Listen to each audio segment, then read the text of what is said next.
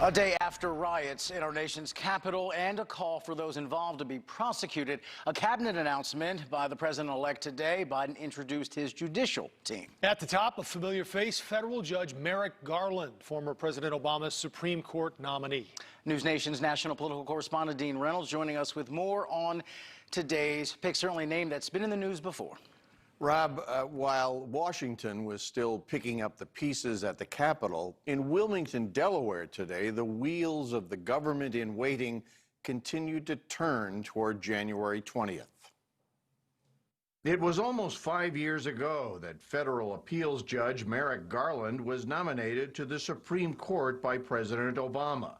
Justice Antonin Scalia had died and his seat was open, but Judge Garland never became a justice.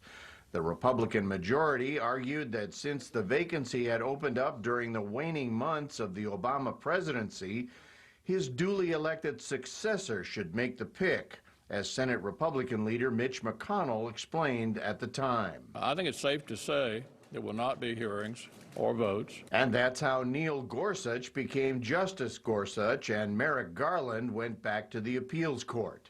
Until now. For Attorney General of the United States, I nominate a man of impeccable integrity, Judge Merrick Garland. The president-elect said he had chosen Garland to run the Justice Department at arm's length from the White House. He embodies honor, decency, integrity, fidelity to the rule of law, and judicial independence.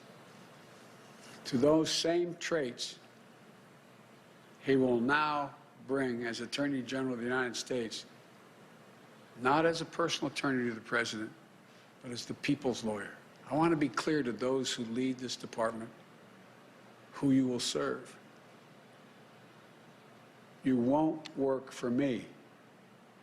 You are not the president or the vice president's lawyer.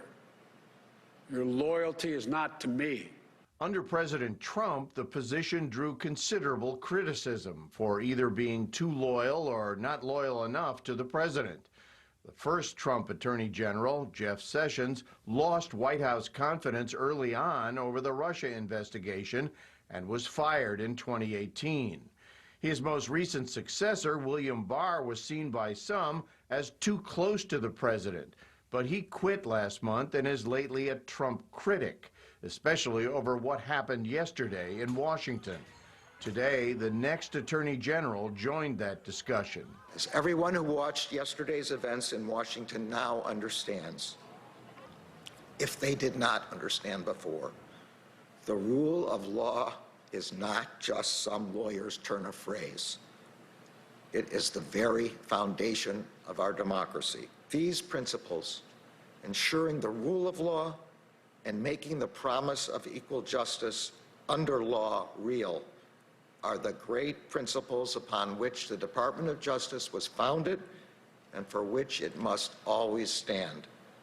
They echo today in the priorities that lie before us, from ensuring racial equity in our justice system to meeting the evolving threat of violent extremism.